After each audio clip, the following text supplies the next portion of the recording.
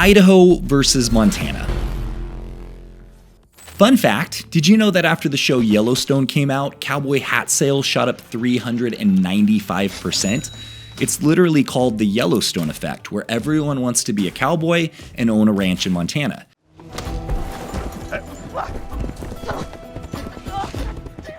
And what's even more interesting is after the Idaho-based movie Napoleon Dynamite came out, tater tot sales skyrocketed 2,000%. I made that part up, but the first part is true. Anyway, the show Yellowstone had such a profound effect on people that even the cost of living in Montana went up significantly. Obviously, inflation had a lot to do with that as well, but the show was a major factor. So today, we're talking about the cost of living in Montana versus Idaho to see which state is actually affordable to live in. And spoiler alert, they're both really expensive. But one is actually kind of affordable and the other one not so much. That's what we're going to talk about. Let's go.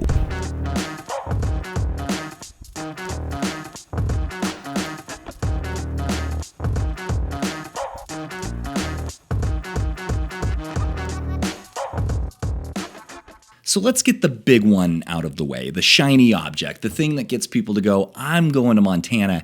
They don't have sales tax. At first, it sounds really good, and people cling to this like it's the holy grail. They think because they aren't paying 6% on their lattes, they found a loophole in the system. Here's the reality. The government is a casino, and the house always wins. If they don't take it at the register, they take it somewhere else. And in Montana, they take it from your house, your car, and your health. By choosing to move to Montana to avoid sales tax, you're stepping over dollars to pick up dimes. You might save 50 cents on a gallon of milk, but you're paying an extra $4,000 a year just to exist. We're going to break that down a little later, but I'm warning you, the numbers for Montana are uglier than you think. Come on, what? So let's talk houses, because that's the biggest check you're ever going to write. On paper, Zillow makes it look close. Average house in Idaho is around $471,000, and an average house in Montana is around $495,000. You look at that and go, $25,000 difference? I can swing that to live like Kevin Costner. But you need to look at what you're buying. In Idaho, that money usually gets you a newer, decent house built in the last 20 years. In Montana, for $495,000, you're often buying a cabin built in the 70s that's charming, sure, but it's tired. It needs a new roof, the windows are single pane, and you're paying a premium for rustic. And in real estate terms, that actually means expensive to heat. Little pro tip. Now, let's talk about the bill that comes once a year to remind you who really owns your land, and it's not you. What's he saying? Says that it's wrong for one man to own all this. He says you should share it with all the people. Yeah. Idaho has this thing called the homestead exemption. If you don't know what that is, listen up. It basically says, hey, you live here? This is your primary home? Cool. We'll exempt up to $125,000 of your home's value from taxes. When you factor that in, your effective tax rate in Idaho drops to somewhere around 0.4%. Montana, you're paying about 0.8, sorry. That was supposed to be dramatic. 0.8%. Do the math. That's double the rate. On a $500,000 house, that difference is substantial. In Montana, you are effectively paying a premium rent to the state just for the privilege of living in your own house. Neat. Now, this is the part that none of the real estate agents like to put on their Instagram reel. This is where the math really hurts. Insurance. If you move to Montana, call your insurance agent first and maybe have a stiff drink at the ready. Let's start with health insurance. Montana's premiums are skyrocketing. You're talking a 21.9% increase projected for 2026. Almost 22%. That's not inflation. That's something else. It starts with a G, rhymes with read. Greed. That's greed. Anyway, Idaho is about 10%. It still stings, but it's half the pain. For a couple, you're looking at health insurance in Montana costing nearly $3,500 more per year than in Idaho. Kiss that sales tax savings goodbye. And then there's auto insurance. The roads in Montana are long, the weather is brutal, and the wildlife is everywhere. A whitetail buck weighs about 175 pounds. That's basically a grown man made of muscle and bone waiting to stand in the middle of the highway for your beautiful vehicle. When you hit one at 70 miles per hour, and statistically the odds are higher in Montana than in Idaho, it's going to total your front end. The insurance companies know this, and they're going to price that in, and they don't care what you think. Speaking of cars, let's talk about the windshield tax. In Boise or North Idaho, a truck lasts a long time. In Montana, your truck has an expiration date. They use gravel on a lot of roads, and they use magnesium, chloride, and chemicals on the road for de-icing that eat metal like it's a fat kid in a in a cake factory. Come on, man! In Montana, a cracked windshield isn't an accident. It's a seasonal subscription service. You will replace it every single year. You will be buying new tires more often, and you will deal with rust eating your frame. That is a wear and tear tax that nobody calculates, but it costs you thousands over the life of a vehicle. So every week I get calls from folks saying, Trent, I am done living in the city. I'm gonna move to Idaho or Montana, and I'm gonna get me some land, and I'm gonna build a house, and I'm gonna have my own miniature Yellowstone. I'm really gonna do it. And I think that's cool, but there's a lot more details and a lot more responsibility that's involved that you might not be aware of. And that's why we're here. We're going to answer all those questions. We're going to get you the details of what this really looks like. And all you got to do is scan that QR code right there, and you can schedule a call with me or my team, and we can walk you through that. Now, you might be thinking, wait, Montana, Trent, you don't work in Montana. You're in North Idaho. This is true. I don't personally work in Montana, but we get calls for folks wanting to move to Montana. So we have really good vetted partners that we hold to a very high standard that cover Western Montana.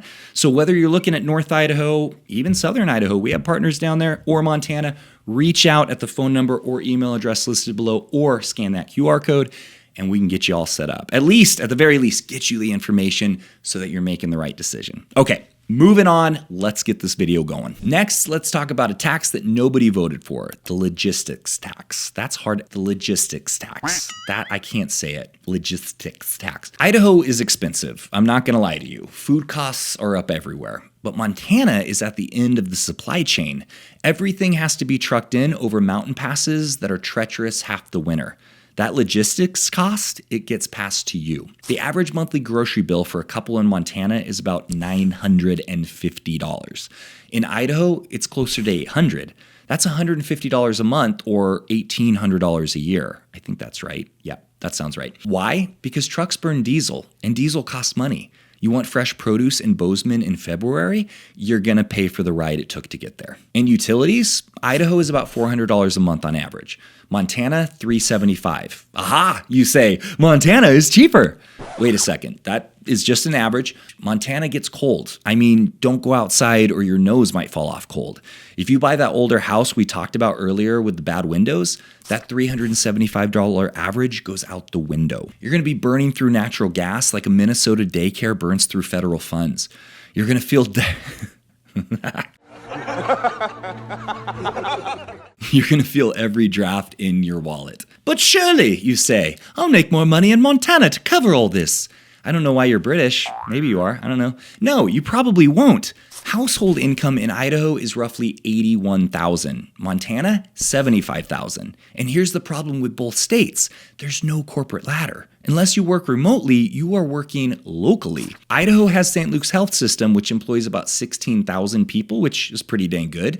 Montana has Logan Health, which is a great organization, but it's a lot smaller. They only employ about 4,500 employees. If you are moving there thinking you'll find a high-paying corporate gig when you land, don't. You'll be working 2 jobs just to pay for that expensive windshield insurance. But Trent, I'm retired and collecting my pension and Social Security. I don't care about my jobs. How great is that accent?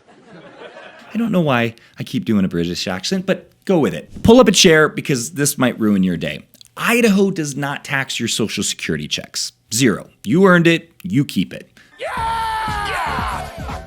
Montana, they tax it. Yeah, Montana is one of the few states left that will still wants a cut of your Social Security, depending on your income. So you escape the taxes of California or Washington, only to hand a chunk of your monthly survival money over to Helena. That's Montana's capital. That's not more freedom, that's a hidden fee. They also tax pensions and retirement funds at their progressive income tax rate of 4.75% up to $71,000 and 5.65% on anything above that. Idaho does not tax Social Security, but yes, they do tax pensions and retirement funds at a flat 5.3%.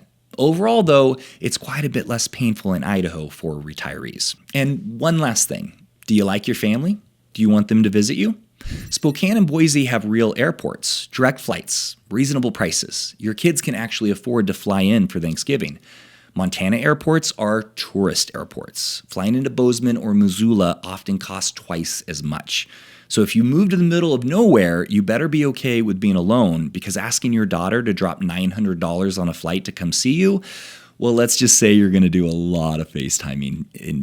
Here's the bottom line. Idaho has an affordability problem. There's no doubt about it. Prices are up. Locals are feeling squeezed. But we have some infrastructure. We have some jobs, and we don't tax your Social Security. Montana has an exclusivity problem. In places like Bozeman, you need an income of $150,000 just to buy a median home. It's becoming a gated community the size of Germany, the Fatherland. So what do? If you have the budget and your heart is set on Big Sky Country, go for it. Montana is really beautiful, and we have really good partners that are committed to our high standards that can help you find an amazing property out there. But if you are on a fixed income or you want your dollar to go further, Idaho is the math that makes sense. And like I said, whether you pick Idaho or Montana, we can help you make the move. My team covers North Idaho, and we have trusted partners in Montana. Did I mention we have trusted partners in Montana? We have trusted partners in Montana. So reach out to us. We'll run the numbers with you. We'll look at the all-in costs, taxes, insurance, groceries, everything. Honestly, I don't care where you move, as long as you go in with your eyes wide open and you work with someone that is going to take really good care of you. I'll catch you guys on the next one. Don't do anything stupid.